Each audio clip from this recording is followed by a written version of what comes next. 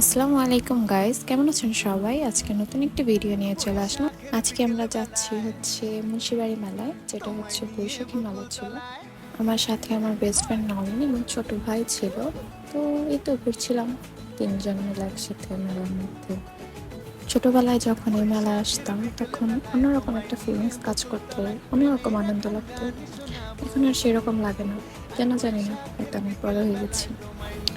অনেক অনেক আইটেম ছিল মেলায়, কিন্তু আকর্ষণীয় কিছুই দেখলাম না, সবকিছুই কমন ছিল। তবে হ্যাঁ, নাগরদোলায় চড়েছিলাম আমরা। 2 বার ঘোরানোর পরে বলতেছে শেষ। কেন ভাই, আরেকটু ঝুলাইলে কি হয়? এরকম কিপটামো কেন? এই তো তারপর আমরা বাবুদের জন্য খেলনা টেলনা দেখতেছিলাম। ওদের সংসারের জিনিসপত্র, খাট, ওয়ার্ড্রোব, সার্কাস, হাঁড়ি পাতিল সবকিছুই ছিল। নিলাম টুকটাকি বাবুদের জন্য এগুলো।